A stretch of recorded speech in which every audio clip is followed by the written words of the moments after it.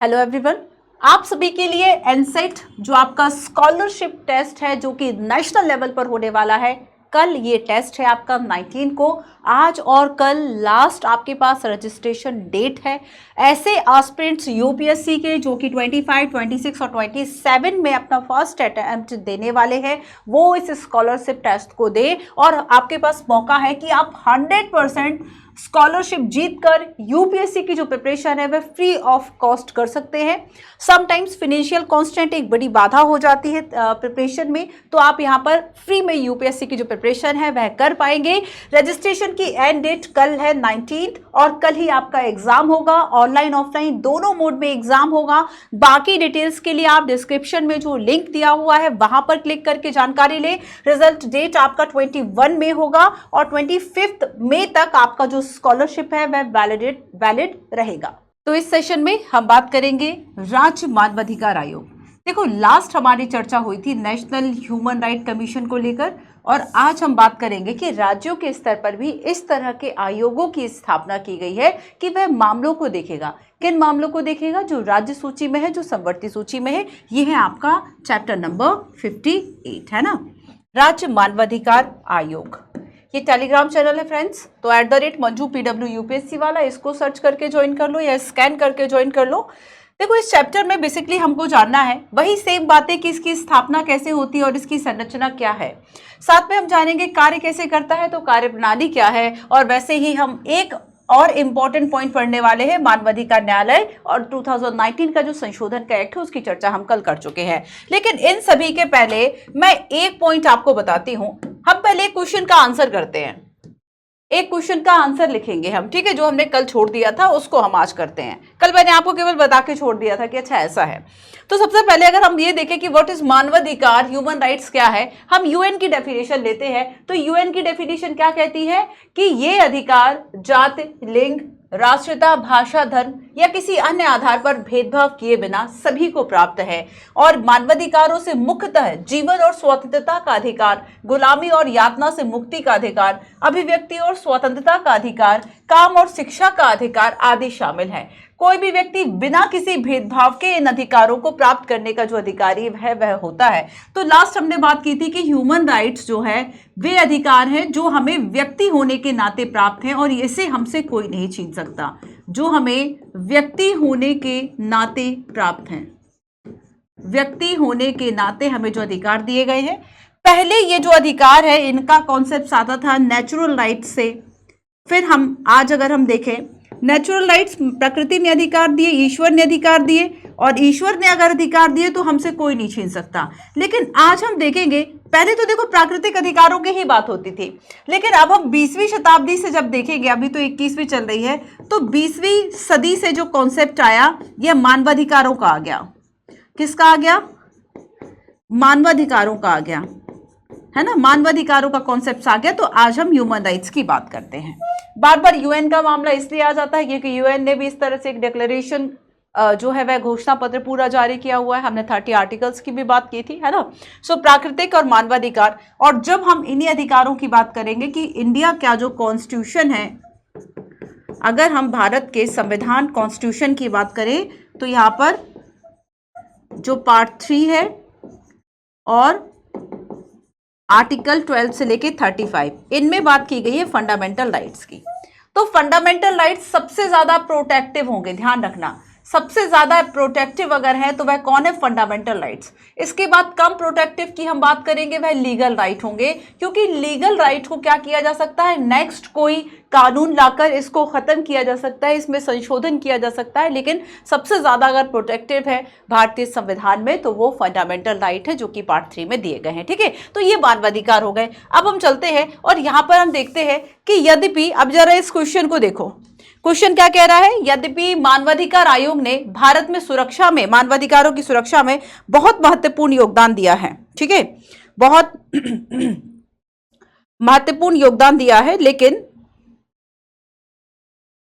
फिर भी वे शक्तिशाली लोगों के खिलाफ खुद को स्थापित करने में विफल रहे। उनकी संरचनात्मक और व्यवहारिक सीमाओं का विश्लेषण करते हुए उपचारात्मक जो उपाय है वह सुझाए। तो ये 2021 का है, ठीक है, 2021 का ये क्वेश्चन था। चलो हम थोड़ी सी इसकी फॉर्मेटिंग करते हैं।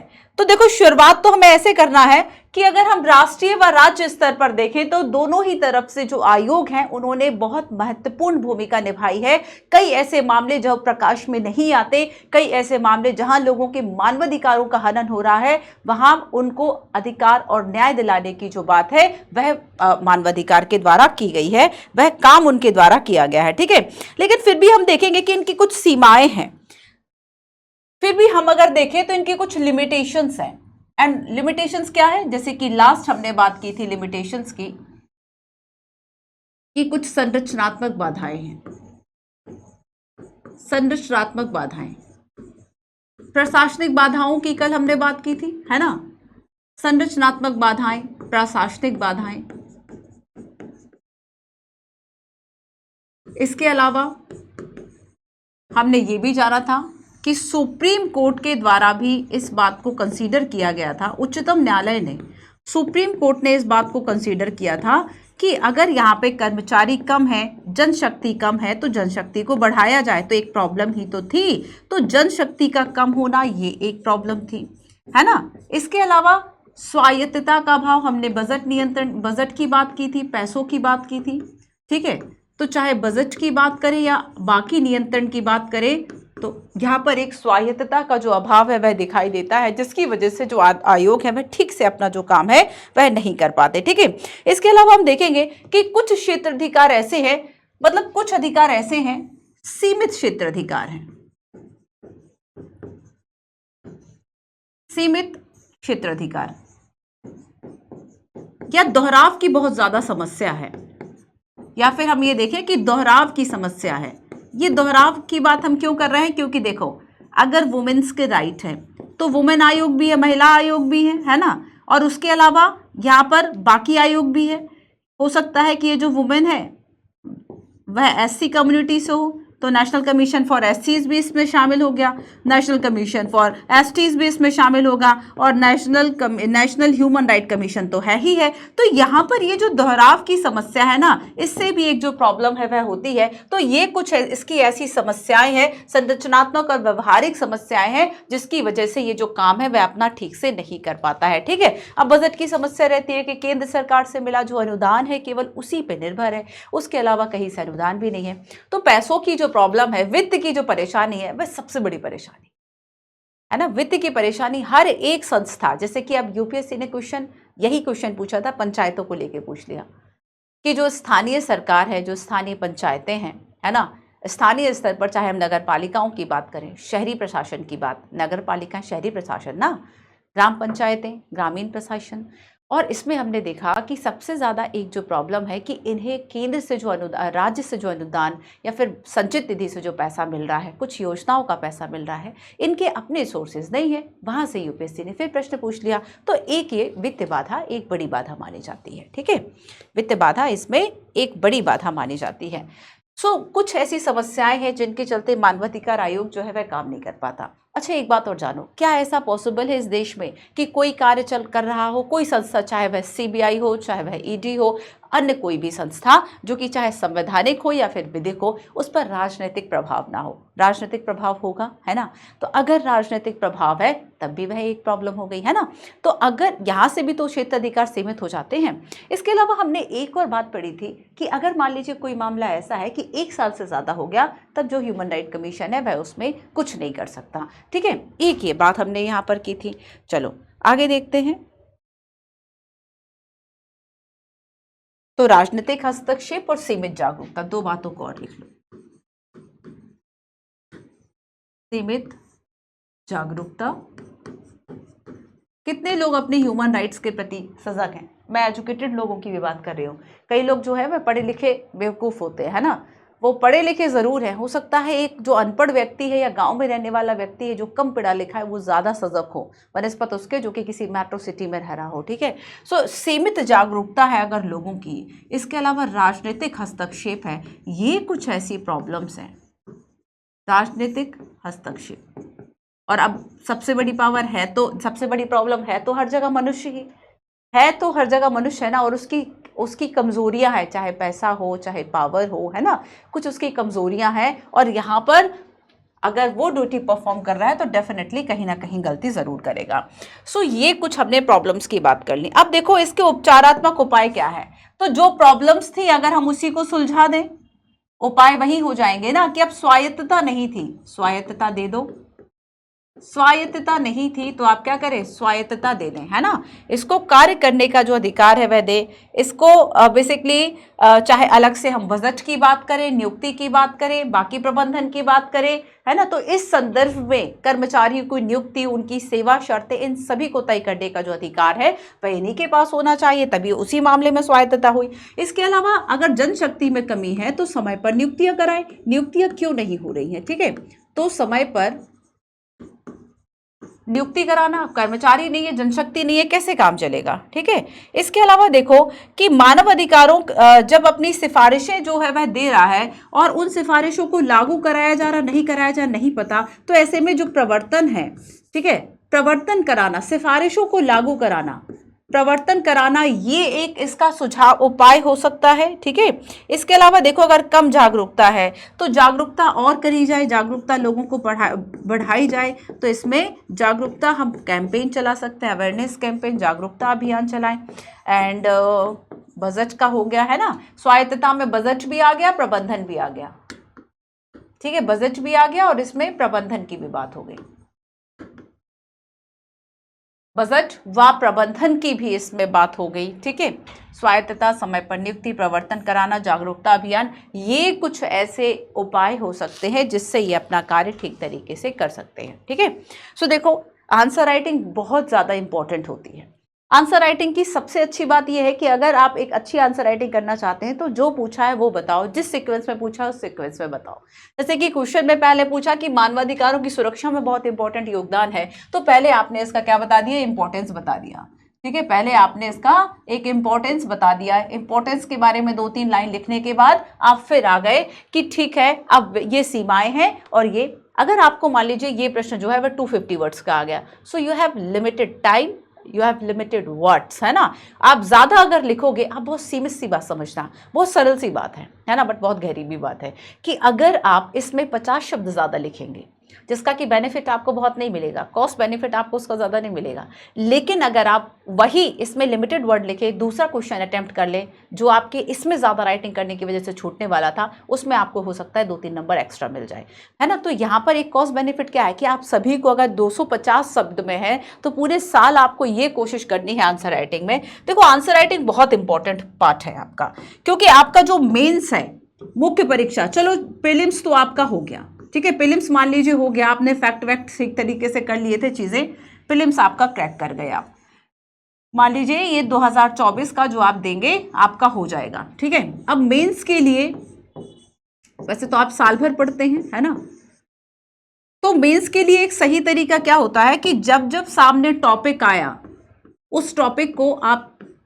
साथ में PYQ MCQs के साथ साथ PYQs plus MCQs and plus आप आंसर राइटिंग करते गए। आंसर राइटिंग आप कब कर सकते हो, खुद बताओ। आंसर राइटिंग के लिए आपको ना कुछ चीजें आनी चाहिए।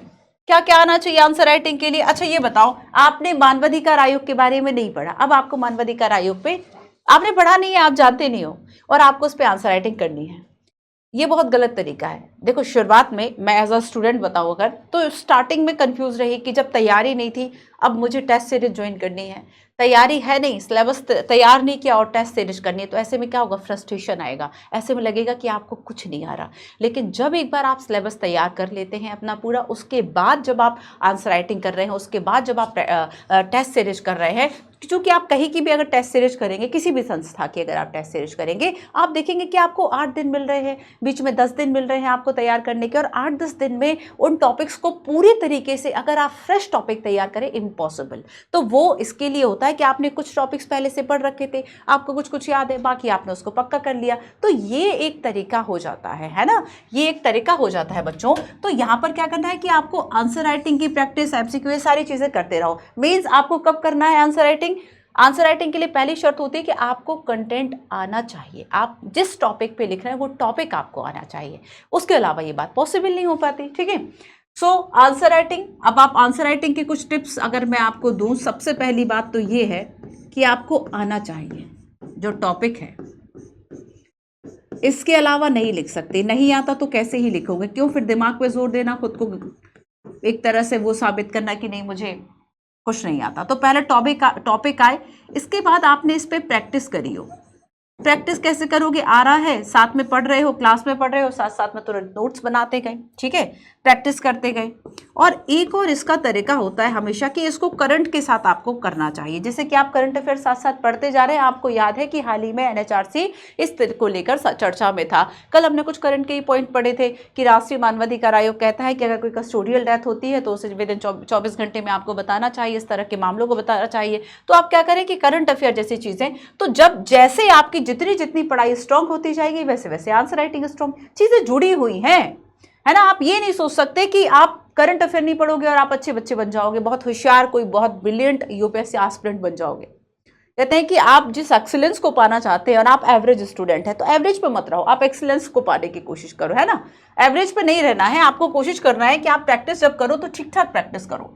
तो यहाँ पर आपको सबसे पहले टॉपिक आए, आप प्रैक्टिस करंट के साथ करें, है ना। इसके अलावा देखो आंसर राइटिंग में जो पूछा है, क्वेश्चन में जो पूछा है और जिस सीरियल से पूछा है, ठीक है, जिस क्रम से पूछा है, दो बातें याद रखना है। जो पूछा है और जिस क्रम से पूछा है आपको वही बताना है। वर्ड लिमिट देखो, एक मान लीजिए 150 का आया, 250 का आया, ठीक है, आपको वर्ड लिमिट बिल्कुल भी क्रॉस नहीं करनी है, क्योंकि वर्ड लिमिट क्रॉस करोगे, मान लीजिए आपका जो पेपर 1 है, ठीक है, या पेपर 2 है, कोई भी पेपर देख लो, उसमें 20 क्वेश्चंस आए, मेंस में 20 क्वेश्चंस आए।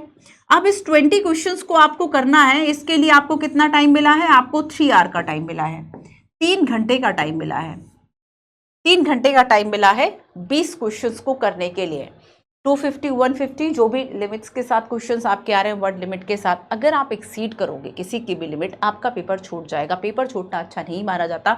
अगर आप एक ठीक ठाक उत्तर एवरेज के साथ भी लिख आते हैं ना, सारे प्रश्न अगर आप अटेम्प्ट करते हैं 19-20 सही, कि कोई बहुत अच्छा लिख दिया, कोई कम अच्छा लिख दिया, आपका सिलेक्शन हो जाता है, बशर्ते आपने पूरा किया हो। लेकिन इस पूरे करने के लिए पूरे साल आपको घिसना होता है, पूरे साल आपको प्रैक्टिस करनी होती है ना। पूरे साल जितनी प्रैक्टिस करोगे उतना परफॉर्म कर पाओगे। और एक दिन में आपके 2 पेपर होते हैं, मतलब 6 घंटे लिखना। आपने क्लास में भी जब लिखा होगा, जैसे कि आप सोच रहे होंगे कि मैंने तो 2 घंटे क्लास की है, मैंने तो 2 क्लास की है लगभग, तो मेरा काफ़ी टाइम जो है वह लिखते हुए गुजरा। लेकिन जब आप क्लास में लिख रहे होते तो टीचर आपको पढ़ा भी रहा होता है, समझा भी रहा, आपको रेस्ट मिल जाता है।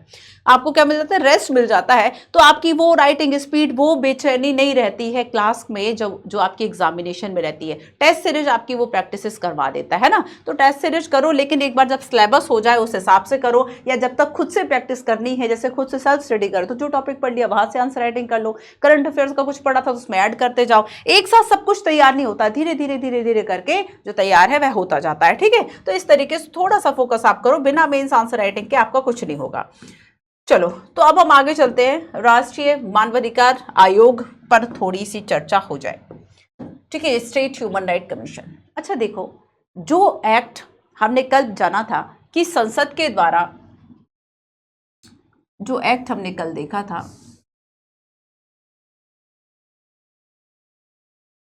राष्ट्रीय मानवाधिकार आयोग, है ना। 3-4 बातों को हम इसमें यहां समझ लेते हैं। सबसे पहली बात तो इसमें यह है कि ये जो संस्था है वह कैसी है, स्टैट्यूटरी है। स्टैट्यूटरी मतलब संसद के द्वारा अधिनियम बनाकर जब किसी संस्था को शक्तियां दी जाती है, स्टैब्लिश किया जाता है, तो संस्था को हम सांविधिक, संवैधानिक नहीं है ये, सांविधिक, विधिक शब्द भी है इसमें, ध्यान रखना, विधि के तहत स्थापित किया। तो संसद ने जो अधिनियम बनाया ना, संसद ने कौन सा अधिनियम बनाया, संसद के अधिनियम के द्वारा ये अस्तित्व में आती है।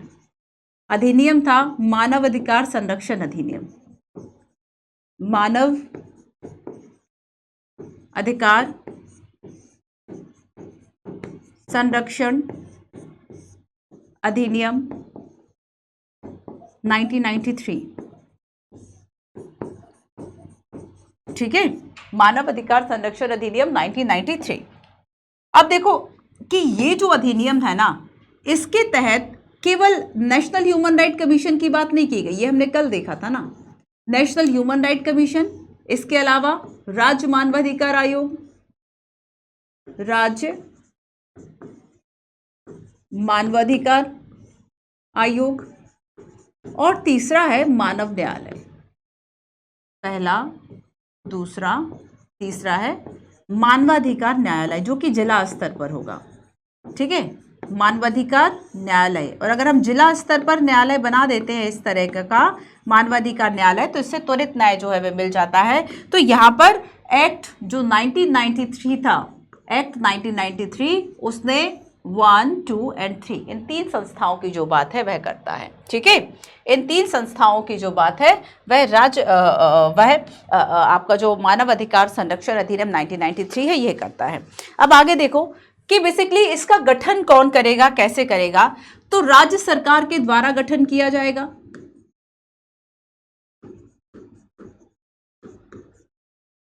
राज्य सरकार के द्वारा गठन करा जाएगा। ठीक है, इसके अलावा ये किन फैसलों के मानवाधिकारों के जो मामले हैं वह देखेगा, किस सूची के देखा, तो राज्य सूची और संवर्ती सूची। ध्यान रखना इस बात को, एक राज्य सूची है, दूसरी संवर्ती सूची है। केंद्र सूची के विषयों पे राज्य मानवाधिकार आयोग जो है वह फैसला नहीं कर सकता, तो यहां पर राज्य और संवर्ती सूची का विषय आएगा। राज्य सूची, संवर्ती सूची,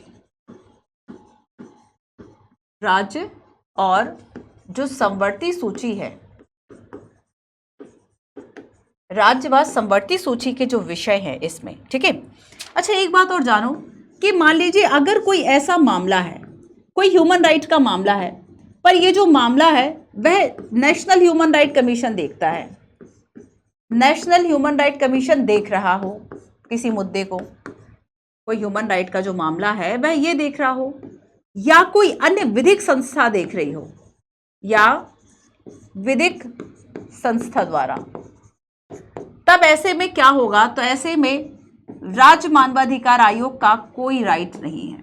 यहां पर इसकी सीमा है, ये उस अधिकार का कभी भी मुद्दा, उस अधिकार को, उस मुद्दे को कभी भी नहीं दे सकता जिसे नेशनल ह्यूमन राइट कमीशन या अन्य कोई आयोग जो है वह देख रहा है। तो राज्य मानवाधिकार जो आयोग है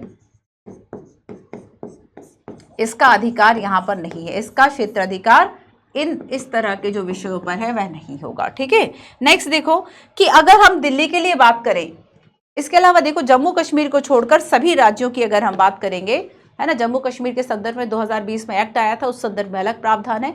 जम्मू कश्मीर की अगर हम बात ना करें तो केंद्र सरकार राज्य मानवाधिकार आयोग को केंद्र शासित प्रदेश जम्मू और कश्मीर और लद्दाख, है ना, इन दोनों को छोड़कर बाकी केंद्र शासित प्रदेशों में मानवाधिकारों के संबंधित जो कार्य है उसको सौंपता है। ठीक है, लेकिन अगर हम दिल्ली की बात करें कि दिल्ली में इस तरह के जो मामले है उसे कौन देखेगा, तो दिल्ली के मामले को नेशनल ह्यूमन राइट कमीशन देखेगा। दिल्ली के मामलों को नेशनल ह्यूमन राइट कमीशन देखेगा, राज्यों की कोई अधिकारिता नहीं होगी। क्लियर है, स्क्रीनशॉट ले लो एक। आगे चलते हैं, इसके कार्य ठीक वही है जो कि कल हमने जाने थे। क्या क्या कार्य होंगे, कल हमने बात की थी ना कि नेशनल ह्यूमन राइट कमीशन किस तरह, कल हमने कुछ रिपोर्ट्स की भी बात की थी, कुछ कस्टोडियल डेथ की भी बात की थी कि उस तरह के मामलों को कैसे निपटता है, क्या है एनएचआरसी की जो गाइडलाइंस हैं वो सारी चीज़ें क्या हैं, है ना। अच्छा ये बताओ, अभी तक 58 चैप्टर्स हो रहे हैं, 58 चैप्टर्स हो चुके हैं आपके, है ना, और ये आप कब से, मतलब आप स्टार्टिंग से क्या देख रहे हैं, क्या स्टार्टिंग से आपके ये सारे चैप्टर्स कवर हो गए? अगर नहीं कवर हुए, कहीं बीच में से कवर हुए, तो कहाँ से कर रहे हो, बाकी चैप्टर्स को कैसे मैनेज कर रहे हो, एक बार बताना कैसी स्टडी चल रही है आपकी। देखो पॉलिटी के लिए अगर आपने, मैंने स्टार्टिंग में एनसीईआरटी कराई थी ना 11-12 की, तो 11-12 की आपने अगर एनसीईआरटी कर ली, एक बेसिक समझ आपको बन गई, बेसिक नहीं वो भी एडवांस ही था क्योंकि हमने उसमें काफ़ी चीज़ों को पढ़ा था यूपीएससी के पॉइंट ऑफ व्यू से, है ना। इसके अलावा ये जो 58 चैप्टर्स अब तक हम पढ़ चुके हैं, आज 58 चैप्टर है आपका, तो काफ़ी कुछ आप जो है वह जान गए हैं, है ना, काफ़ी कुछ आप जान गए हैं इसके बारे में। तो अच्छा ये याद रखो कि लास्ट में इसमें जो चाहे आर्टिकल्स हों या फिर लास्ट में इसमें जो भी क्वेश्चंस दिए गए इन सबको सॉल्व करेंगे हम, चाहे जो मेंस का दिया गया है, जो मेंस के क्वेश्चंस हैं हम उन सबको भी सॉल्व करने की कोशिश करेंगे, है ना। एक एग्जैक्ट आंसर भले ना हम एक मॉडल, लेकिन फिर भी हम एक देखेंगे कि क्या उसका आंसर हो सकता है, आप उसमें क्या लिख सकते हैं, ठीक है। तो उन सभी पर भी जो चर्चा है वह हम करेंगे। कोशिश करेंगे कि आपको रिविजन सेशंस भी जो है वह दिए जाएँ, है ना। रिविजन सेशंस पर भी हम काम करेंगे, टेस्ट सीरीज टेस्ट पर भी हम काम करेंगे। बाकी आप कमेंट करके बताना कि और क्या आप चाह रहे हैं कि इसमें क्या बदलाव किया जाए, ठीक है। चलिए, अच्छा ऐसे बच्चे ज़रूर कमेंट करके बताना। आज की क्लास में कमेंट्स मैं देखती हूँ कि आपने अभी तक के अगर ये सारे टॉपिक्स कर लिए हैं तो उसमें आपको प्रॉब्लम कहाँ आई है। अगर प्रॉब्लम आपकी रिवीजन लेवल पर है, नोट्स लेवल पर है, या आपने ठीक से पढ़ाई नहीं, केवल वीडियो को सुना, नोट्स ही नहीं बनाए, है ना, तो फिर रिवीजन कैसे करोगे। तो एक बार अपनी प्रॉब्लम ज़रूर शेयर करना। चलो अब आगे हम चलते हैं। अच्छा पहले संरचना की बात हो जाए कि क्या इसकी संरचना है। मानवाधिकार आयोग की संरचना, अध्यक्ष, सदस्यों की हम यहाँ पर बात करेंगे। संरचना इसकी क्या होगी। नेशनल ह्यूमन राइट कमीशन से तो अलग होगी कि सेम होगी, थोड़ी अलग, है ना। देखो इसमें क्या है कि अध्यक्ष होंगे और 2 सदस्य होंगे, एक अध्यक्ष और 2 सदस्य। नियुक्ति कौन करेंगे, राज्यपाल करेंगे, लेकिन ये केवल आधी बात है, अब हम इसे पूरा करेंगे, है ना। नियुक्ति कौन करेंगे, तो नियुक्ति जो है वह राज्यपाल करेंगे। एक अध्यक्ष और 2 सदस्यों की बात हमने यहां पर कर ली। अब आगे देखो कि जो अध्यक्ष है वह कौन होंगे। अध्यक्ष किस व्यक्ति को नियुक्त किया जाएगा, तो जो हाईकोर्ट का, उच्च न्यायालय का सेवानिवृत्त रिटायर्ड जो जज होगा, उच्च न्यायालय का सेवानिवृत्त न्यायाधीश, सेवानिवृत्त न्यायाधीश। अच्छा सेवानिवृत्त न्यायाधीश, सेवानिवृत्त मुख्य न्यायाधीश हम कर लेते हैं, ठीक है। सेवानिवृत्त मुख्य न्यायाधीश। पहले केवल यही बन सकते थे अध्यक्ष, पता है आपको, लेकिन बाद में जो अधिनियम आया था ना 2019 का, उसमें चूंकि मैंने लास्ट में बताया था कि ऑप्शंस बहुत कम मिलते थे कि एक ही जज है, तो ऐसे में ऑप्शंस कम मिलते थे, तो इसलिए मुख्य न्यायाधीश या अन्य न्यायाधीश, ठीक है, ये अध्यक्ष बन सकते हैं। क्लियर है। अब देखो 2 सदस्यों की जब हम बात करेंगे तो हाई कोर्ट का सेवानिवृत्त या कार्यरत न्यायाधीश। हाई कोर्ट, अब यहां पर हाई कोर्ट लिख दूं मैं, उच्च न्यायालय यहाँ पे मैं ऐसे लिख देती हूँ हाई कोर्ट, है ना। हाई कोर्ट का, अब सेवानिवृत्त नहीं, सेवानिवृत्त मुख्य की बात नहीं हो रही है, ठीक है, सेवानिवृत्त न्यायाधीश। और केवल सेवानिवृत्त नहीं कि जो रिटायर होगा, को जो कार्यरत न्यायाधीश है, जो कार्य कर रहा है वह भी आ सकता है ना, कार्यरत न्यायाधीश, ये भी अध्यक्ष बन सकते, सदस्य बन सकते हैं। अब देखो इसके अलावा और कौन सदस्य बन सकता है, तो राज्य जिला न्यायालय का कोई न्यायाधीश राज्य सदस्य। और कौन बन सकता है, किसमें ऐसी योग्यता हो सकती है, तो राज्य जिला न्यायालय का, राज्य जिला न्यायालय का कोई न्यायाधीश जिसे 7 वर्ष की वकालत का अनुभव हो, जिसे 7 वर्ष वकालत का, जिसे 7 वर्ष वकालत का अनुभव हो, है ना, ये सदस्य बन सकता है,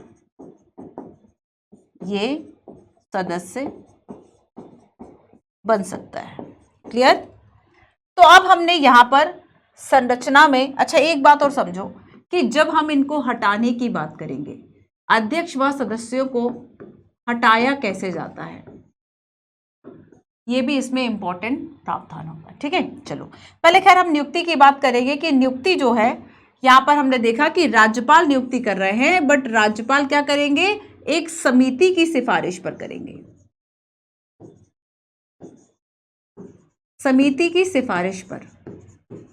अब इस समिति में कौन कौन सदस्य होंगे, जो राज्य का सीएम है, मुख्यमंत्री है, इसकी अध्यक्षता में बनेगी। मुख्यमंत्री समिति का प्रमुख होगा। इसके अलावा जो विधानसभा है ना, विधानसभा के एक तो अध्यक्ष हो गए और दूसरा नेता विपक्ष, 3 लोग हो गए, अध्यक्ष और नेता विपक्ष। एक और मेंबर होगा जो कि राज्य का मंत्री होगा, गृह मंत्री, राज्य गृह मंत्री। इसके अलावा देखो, जहां विधान परिषद होंगी ना, उसमें 2 मेंबर और बढ़ जाएंगे। अगर कहीं देखो, वैसे तो कितना, 1 2 3 4 सदस्य हो गए। अगर कहीं विधान परिषद है तो विधान परिषद का अध्यक्ष व विपक्ष, विधान परिषद है अगर, तो इसमें अध्यक्ष और विपक्ष, अध्यक्ष और विपक्ष, ठीक है, ये जो है इसमें शामिल होंगे। अब देखो, अगर हम इनके कार्यकाल की बात करें, नेक्स्ट चलते हैं। इतना हो गया आपका अध्यक्ष, सदस्य, नियुक्ति, राज्यपाल, हटाने की बात और कार्यकाल की बात हम और कर लेते हैं, ठीक है। चलिए,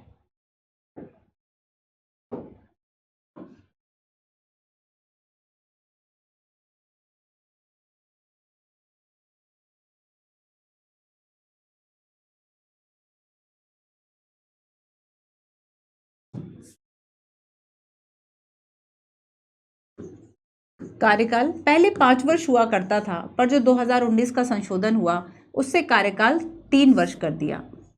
3 वर्ष या 3 वर्ष की अवधि या 70 वर्ष की आयु, या 70 वर्ष की आयु, मतलब कोई भी जो अध्यक्ष व सदस्यों की अगर हम बात करें, अध्यक्ष व सदस्य कितने समय तक ये काम कर सकते हैं, तो या तो देखो उनकी 3 वर्ष के मतलब 3 साल उनने काम कर लिया हो, या जो उनकी एज है वह 70 साल हो गई हो, और इसमें जो भी बाद में हो या जो भी पहले हो, जो भी पहले हो जाए, जो भी पहले हो वही उनका कार्यकाल होगा। लेकिन देखो, कार्यकाल के अलावा जब हम इनके हटाने की बात करेंगे, एक तो कार्यकाल पूरा हो गया तभी हट जाएंगे, लेकिन अगर हम यहां पर हटाने की बात करेंगे तो आपको याद रखना है कि हटाना केवल राष्ट्रपति के द्वारा, हटाने का जो काम है केवल राष्ट्रपति के द्वारा, उन्हीं आधारों पर जैसे वह नेशनल ह्यूमन राइट कमीशन के द्वारा, उन्हीं आधारों पर जैसे नेशनल ह्यूमन राइट कमीशन के सदस्यों को अब हटाते हैं, ठीक है। सेम वही आधार होंगे कि आपने दुराचार किया हो, अक्षमता हो, या अन्य कहीं आप लाभ के पद में या कहीं आप किसी अन्य रोजगार में शामिल हैं, तो ये इनके हटाने के आधार होंगे, ठीक है। तो नियुक्ति तो यहाँ पर राज्यपाल कर रहे हैं, लेकिन हटाने का जो काम है वह केवल राष्ट्रपति के पास है, कि वह दिवालिया है, कार्यकाल के दौरान किसी लाभ के पद पर हो, ठीक है, वह दिमागी तौर पर या शारीरिक और मानसिक दोनों अवस्था की हम बात करें तो इसमें वह सक्षम ना हो, है ना, कार्य करने के लिए सक्षम ना हो, या फिर उन्हें किसी अपराध के संदर्भ में दोषी ठहराया गया हो, या उनको कारावास, जेल हो गई हो, सजा हो गई हो, तब भी वो अध्यक्ष और सदस्य नहीं रह सकते। ये उनके हटाने के आधार हो गए। लेकिन देखो, इसके अलावा और कैसे कदाचार व अक्षमता के आधार पर भी इनको हटाया जा सकता है। और लेकिन याद रखना कि इस तरह के मामलों की जांच के लिए राष्ट्रपति क्या खुद से निर्णय ले रहे हैं, तो राष्ट्रपति उच्च न्यायालय, उच्चतम न्यायालय जो है वह रिपोर्ट चीज़ों की जांच करते हैं। अब न्यायाधीश के लेवल के लोग हैं ना, इनको हटाने की बात की जा रही है। इनको अगर हटाया जाएगा तो डेफिनेटली जो उच्चतम न्यायालय है उनके पास जो मामले हैं वह भेजे जाएंगे, और उसके बाद जब वह सलाह दे देते हैं तब जाके राष्ट्रपति हटा देते हैं, ठीक है। तो हटाया कैसे जाएगा, हटाया केवल राष्ट्रपति, राज्यपाल मत करना, केवल राष्ट्रपति, ठीक है। इसके अलावा देखो कि अगर हम देखें कि इनकी अच्छा कार्यकाल 3 वर्ष या 70 वर्ष, एक बात और है इसमें, क्या इनकी पुनर्नियुक्ति हो सकती है, इनकी इन्हीं पद पर पुनर्नियुक्ति हो सकती है, ठीक है, पुनर्नियुक्ति हो सकती है। एक बात और जो कि नेशनल ह्यूमन राइट कमीशन के बारे में भी है, लेकिन कल वो बात मिस हो गई थी, मैं आपको नहीं बता पाई। आपको ये याद रखना है कि बेसिकली चाहे नेशनल ह्यूमन राइट कमीशन हो या राज्य मानवाधिकार आयोग हो, इन दोनों के ही जो अध्यक्ष और सदस्य हैं वह कार्यकाल पूरे होने के बाद national human right plus state human right commission, ठीक है, plus state human right commission पुनर्नियुक्त हो सकते हैं, बट अध्यक्ष व सदस्य कार्यकाल जब इनका पूरा हो जाए ना, ध्यान से सुनना इस बात को, कार्यकाल पूरा होने के बाद भारत या राज्य सरकार या राज्य सरकार के अधीन किसी पद पर नहीं होंगे, के अधीन पद पर नहीं नियोजित किए जाएंगे। ध्यान रखना, पद नहीं ग्रहण कर सकते। पुनर्नियुक्ति हो सकती है, बट कार्यकाल पूरा होने के बाद आप भारत या राज्य सरकार के किसी पद पर नहीं जा सकते। क्लियर है? ठीक है, तो पुनर्नियुक्ति हो गई, 3 वर्ष या 70 वर्ष हो गए। नियुक्ति राज्यपाल, हटाना राष्ट्रपति के द्वारा। वेतन भत्ते सेवा शर्तों की बात और समझ लो, इंपॉर्टेंट है। वेतन भत्ते सेवा शर्तें ये कौन निर्धारण करेगा? केंद्र, राज्य। मान लीजिए आपके पास 4 ऑप्शन हो कि केंद्र सरकार है, राज्य सरकार है, राष्ट्रपति है, राज्यपाल है, कौन कर रहा है? तो वेतन भत्ते सेवा शर्तें राज्य सरकार के द्वारा निर्धारण होगा। राज्य सरकार द्वारा निर्धारण, है ना। तो देखो, एक बार खुद से चैप्टर देख लिया, एक बार साथ में नोट्स बना लिए, है ना। मैंने कुछ चीज़ों को आपको समझा दिया तो ज़्यादा समय तक याद रहती हैं, फिर चीज़ों को रिवाइज करते गए। ये एक तरीका है कि आप लॉन्ग टाइम तक याद रखोगे। जैसे कि आपको अगर 2025 का एग्जाम देना है और ये सीरीज़ आपने कंप्लीट कर लिया, आप यकीन मानो कि आपका पॉलिटिक काफ़ी हद तक हो गया। अब आपका मेन काम रहेगा कि आप चीज़ों को याद कैसे रखें लंबे समय तक। उसके लिए आप रिविज़न सवेरे 2-3 घंटा रख लो, है ना, कि 6 बजे उठ गए, 8 बजे तक पढ़ लिया। दिन की शुरुआत जब तक स्टूडेंट हो और जब तक अगर ये सोच रहे हो कि कोई सरकारी नौकरी चाहिए, किसी भी एग्जाम के लिए आप पढ़ रहे हैं, सवेरे के 2 घंटे एटलीस्ट आपको सेपरेट रखने होंगे कि सबसे पहले, क्योंकि देखो उसका सीधा सा लॉजिक, जब सो के उठे दिमाग बहुत शांत रहता है, ठीक है। अब जैसे आज भी मैं अगर क्लास भी मुझे लेनी होती है तो मैं प्रिफर करती हूँ कि मॉर्निंग टाइम, या फिर मेरा अगर डेस्कटॉप का कोई काम है, लैपटॉप का कोई काम है, तो वो मैं कल रात में ही कर लूँ या दिन में कर लूँ, सुबह के टाइम मैं केवल पढ़ाई करूँ, है ना। शांत होता है दिमाग, एक बार में चीज़ें समझ में आ जाती हैं। कुछ नया भी पढ़ो तब भी आपको आसानी से समझ में आता है, और वही चीज़ अगर आप दिन में पढ़ोगे, नया शुरू करोगे, टफ लगता है। सवेरे से 2-3 घंटे आप इसके लिए दीजिए, उसके बाद जब रिविज़न कीजिए, है ना, थोड़ा सा समय अपना रिविज़न के लिए भी रखिए। एक तरीका होता है कि जब तक स्टूडेंट लाइफ में, तब तक मॉर्निंग का टाइम आप डेडिकेटेड करो, या रात में है तो रात में आप पढ़ के सो कि आज मैंने क्या पढ़ा था, आज मैंने क्या नोट्स बनाए थे, है ना। तो ये बस पूरा बैलेंस ही, वही तो बैलेंस करना है, वही तो मैनेज करना है ना साल भर, कि अब मैंने पॉलिटी भी कर लिया, हिस्ट्री भी कर लिया, ये सब अब याद रखने का पूरा खेल है, प्रैक्टिस रखने का पूरा खेल है, मेंस आंसर राइटिंग का खेल है, करंट अफेयर पढ़ने का खेल, बस वही तो करना है साल भर। तो जब कर ही रहे हो तो ठीक तरीके से करो, ठीक है। चलो, अच्छा, ये सारी चीजें हो गई। अब कार्य और कार्य प्रणाली जो है वह जैसे नेशनल ह्यूमन राइट कमीशन की है, सो सेम इसकी है। जो काम नेशनल ह्यूमन राइट कमीशन करता है वही काम ये करेगा। जैसे कि जो भी ह्यूमन राइट के उल्लंघन के मामले हैं, है ना, उन उल्लंघन के मामलों को देखेगा, सरकार को सिफारिशें देगा। अगर कोई लोक सेवक दोषी है तो उसके लिए सिफारिशें करेगा, उसको कारावास या दंड देने की सिफारिश करेगा। तो सिफारिशें वह हर तरह की कर सकता है, लेकिन उसकी सीमाएं कहाँ आ जाएंगी? सेम लिमिटेशंस याद रख लो कि वह खुद दोषी को दंड नहीं दे सकता, केवल सिफारिशें कर सकता है। और इसकी जो प्रकृति है वह सलाहकारी प्रकृति होगी, एडवाइजरी होगी। लास्ट भी हमने देखा सेम है ना, सेम बातें वही हैं, इसमें कुछ नया नहीं है। और जैसे कि जेल या बंदी गृहों में जाकर वहाँ की स्थिति की समीक्षा करना, सुधार की रिपोर्ट्स देना, ये सब इसका काम होगा, है ना। तो कुछ पॉइंट्स में आपको मेन जो पॉइंट्स है वह मैं आपको बता देती हूँ कि इसका काम जो है वह क्या होगा कि मानवाधिकार उल्लंघनों की जाँच करना, मानवाधिकार उल्लंघन मामलों की जांच करना। ठीक है। इसके अलावा जो दोषी लोक सेवक हैं, दोषी लोक सेवक हैं,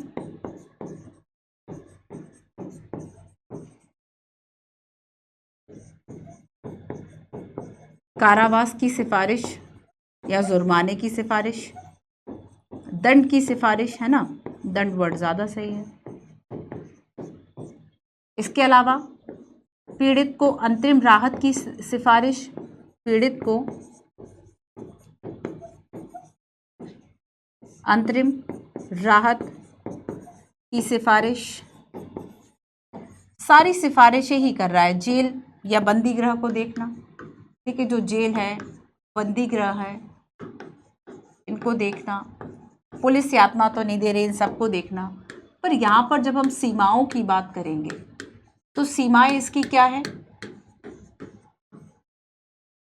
सीमाओं में पहली बात तो आती है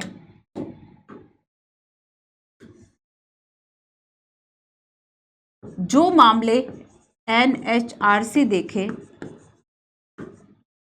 उसे ये नहीं देख सकता, राज्य मानवाधिकार आयोग नहीं देख सकता। ठीक है। इसके अलावा दंड की सिफारिश कर सकता है, दंड की सिफारिश पर दे नहीं सकता, दंड नहीं दे सकता ना। इसके अलावा पीड़ित को कोई सहायता नहीं दे सकता, सिफारिश कर रहा है, सहायता नहीं दे रहा, सहायता नहीं दे सकता। जैसे कि वह चाहे कि आर्थिक क्षतिपूर्ति दे दे तो सिफारिश कर दे, आर्थिक क्षतिपूर्ति नहीं दे सकता। आया समझ में? आर्थिक क्षतिपूर्ति नहीं दे सकता। ये इसकी कुछ लिमिटेशंस हो जाती हैं कि कहाँ कहाँ ये कार्य नहीं करता। बाकी अगर हम इसकी कार्यप्रणाली की बात करें तो कार्यप्रणाली इसकी क्या होगी कि जैसे कि हमने जाना था कि बेसिकली इसके पास दीवानी न्यायालय की शक्तियां होंगी।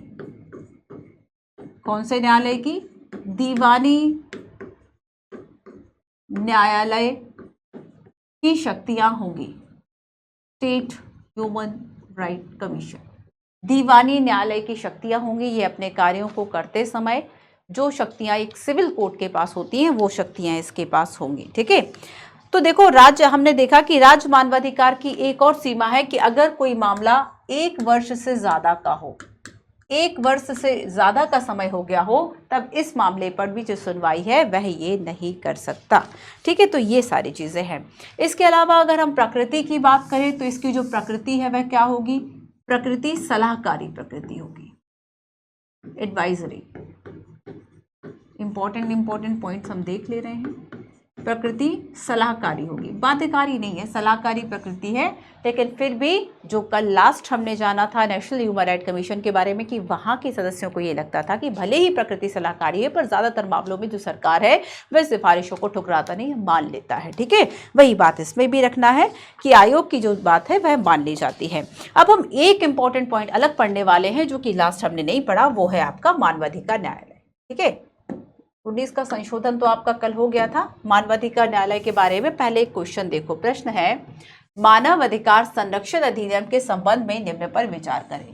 ये कौन सा संरक्षण अधिनियम है? 1993। ध्यान रखना, एक संशोधन वाला भी है, 2019 वाला। ठीक है। मानव अधिकार संरक्षण अधिनियम 93 में मानव अधिकारों के उल्लंघन के मामलों की शीघ्र सुनवाई के लिए प्रत्येक जिले में मानव अधिकार न्यायालय की स्थापना का प्रावधान है। इन अदालतों की स्थापना राज्य सरकार द्वारा केवल उस राज्य के उच्च न्यायालय के मुख्य न्यायाधीश की सहमति से की जाएगी। कैसे स्थापना होगी? प्रत्येक मानवाधिकार न्यायालय के लिए राज्य सरकार एक लोक अभियोजक को निर्दिष्ट करेगा और ऐसे में एक वकील जिसने 7 साल की प्रैक्टिस किया हो, मतलब उसको नियुक्त किया जा सकता है, को विशेष लोक अभियोजक के रूप में नियुक्त करता है। या फिर सभी स्टेटमेंट इसमें सत्य हैं? आंसर होगा ऑप्शन नंबर डी, ये सारी बातें इसमें सत्य है। ठीक है। तो देखो, एक तो हमने देखा कि केंद्र के स्तर पर है,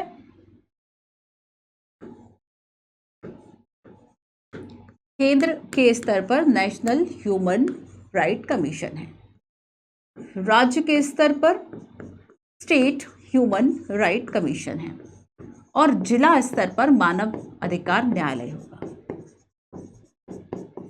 मानवाधिकार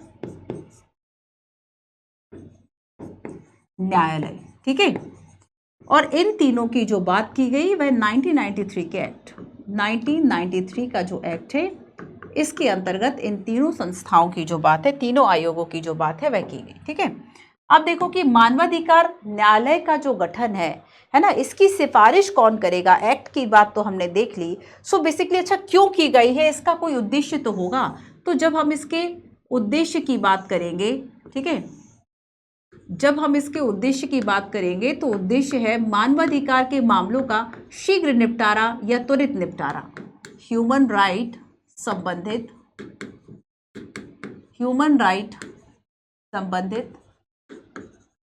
मामलों का शीघ्र निपटारा।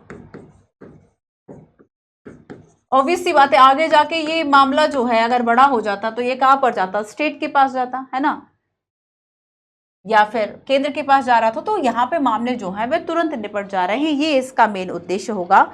इसके अलावा देखो कि ये देश के प्रत्येक जिले में मानवाधिकार न्यायालय की जो स्थापना है वह की जाती है। कैसे की जाएगी, तो राज्य सरकार करेगा, और राज्य सरकार हाई कोर्ट के परामर्श से करेगा। राज्य सरकार, यहाँ पे गठन की बात हो रही है, ठीक है, गठन कौन करेगा, यहाँ पे उद्देश्य की बात हमने कर ली, तो राज्य सरकार द्वारा उच्च न्यायालय के परामर्श से, हाई कोर्ट के परामर्श से, हाई कोर्ट के, ऑब्वियस सी बात है हाई कोर्ट की बात हो रही है, हाई कोर्ट के मुख्य न्यायाधीश के परामर्श से ये जो स्थापना है वह होगी। नेक्स्ट है कि राज्य सरकार द्वारा यहाँ पे एक विशेष लोक अभियोजक जो है वह नियुक्त किया जाएगा।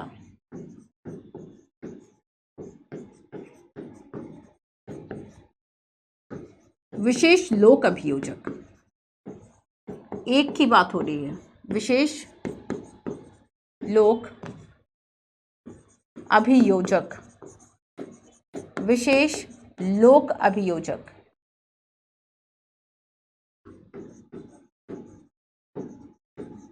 नियुक्त किया जाएगा।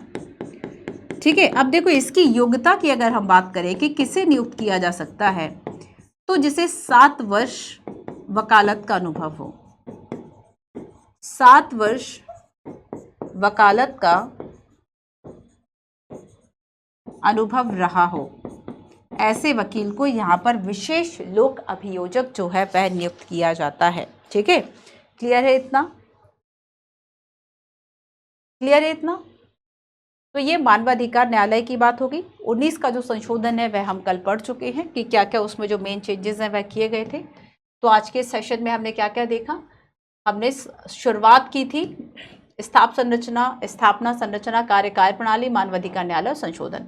हमने जाना मानवाधिकार जो है वह क्या है, हमने बात की मेंस का जो क्वेश्चन है वह कैसे लिखना है, हमने ये भी देखा कि मेंस में आपको मेंस आंसर राइटिंग के लिए देखो मेंस के लिए आपके 9 पेपर्स, इन 9 पेपर्स पर साल भर आपको इसीलिए तो पढ़ना है कि ये जो 9 पेपर्स है वह 5 दिन में लिख लो, है ना। उसके लिए जो सिलेबस है उस पर प्रैक्टिस कर लो। मेन तो एम यही है ना, 9 पेपर लिखने हैं मेंस के, और उसमें से भी जो आपका प्रीलिम्स में पॉलिटी आ रहा है उसमें एमसीक्यूज लगाने हैं, एमसीक्यूज आपको टिक करने हैं। मेंस आ रहा है तो आपको लिखना है, करंट के साथ रिलेट करके लिखना। तो साल भर अपनी जो तैयारी है वह करो। मैं जल्दी ही एक ऐसी वीडियो लेकर आऊँगी कि कैसे 2526 के लिए पूरा पॉलिटी आपको कवर करना है, ठीक है। तो वहाँ पर मैं आपको और कुछ तरीके सिखाऊंगी। सो 9 पेपर्स के हिसाब से बच्चों आप खुद देखो कि कितनी मेहनत आपको करने की जरूरत है। मेंस आंसर राइटिंग तो डेली एटलीस्ट 2-4 क्वेश्चंस लिखा करो। मुख्य परीक्षा कठिन है, डेली आंसर राइटिंग नहीं करोगे with an over a night या फिर एक हफ्ते में या महीने भर में ये चीज़ें कभी डेवलप नहीं हो सकती, ठीक है। उसके बाद हमने मानवाधिकार आयोग की बात की कि स्टैट्यूटरी है, 1993 के एक्ट के अनुसार है,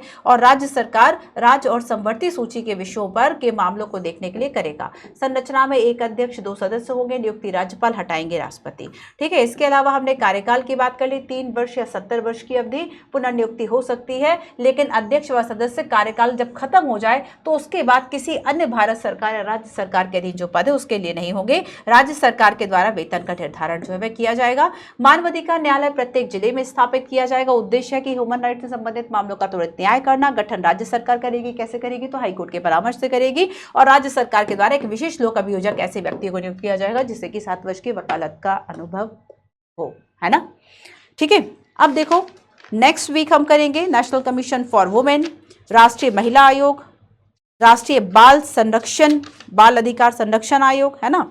ये चैप्टर्स थोड़े से बड़े हैं, इनको हम करंट अफेयर्स के साथ, जैसे कि social justice, society social justice के कुछ ऐसे मुद्दे हैं ना कि महिलाओं और बच्चों से संबंधित है, क्योंकि इन दोनों वर्गों को आप उसमें पढ़ते हैं। इसके अलावा हम अल्पसंख्यकों की बात करेंगे तो थोड़ा सा सोशल जस्टिस को ध्यान में करते हुए भी हम पढ़ेंगे, हम केवल पॉलिटी के हिसाब से चीज़ों को नहीं करेंगे। ठीक है, फिर आपका केंद्र और राज्य सूचना आयोग है। चलिए, सो मिलते हैं हम अपने नेक्स्ट सेशन में। Thank you so much.